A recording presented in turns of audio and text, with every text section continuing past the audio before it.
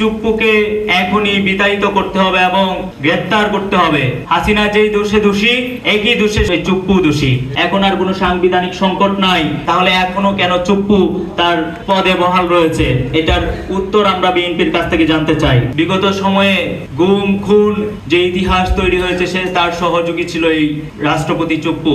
আমরা দেখি নাই কখনো কোনোদিন গুম খুনের বিরুদ্ধে তার অবস্থান, বরং অভ্যুত্থান পরবর্তী সময়ে বিভিন্ন ষড়যন্ত্রে লিপ্ত ছিল।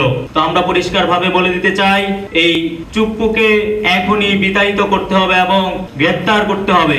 কারণ হাসিনা যেই দোষে দোষী, একই দোষে সেই চুপ্পু দোষী। তো এই চুপ্পুর জায়গা শুধুমাত্র জেল হইতে পারে, তাছাড়া অন্য কিছু হতে পারে না। অনেকেই বলছে যে আমাদের নাহিদ ভাইরা, আমাদের আসিফ ভাইরা যে চুপ্পুর কাছে শপথ নিয়েছিল, তাদেরকে ইতিহাস পরিষ্কার ভাবে জানা দরকার।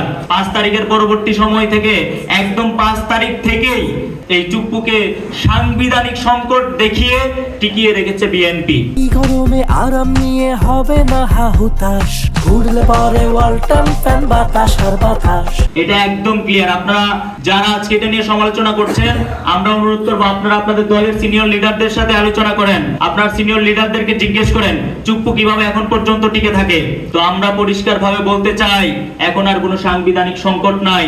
এখন বৈধভাবে জনগণের ভোটে নির্বাচিত হয়েছে, সংসদ সদস্য আছে, সংসদ আছে, এখন আর সাংবিধানিক কোনো সংকট নাই। তাহলে আমাদের প্রশ্ন থাকে, তাহলে এখনো কেন চুপ্পু তার পদে বহাল রয়েছে?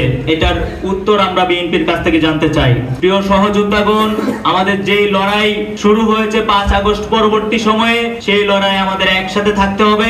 একসাথে থেকে একটা নতুন বাংলাদেশ, একটা সভ্য বাংলাদেশ, গণমানুষের বসবাসযোগ্য একটা ন্যায় এবং ইনসাফ ভিত্তিক বাংলাদেশ প্রতিষ্ঠার জন্য কাঁধে কাঁধ রেখে কাজ করতে হবে।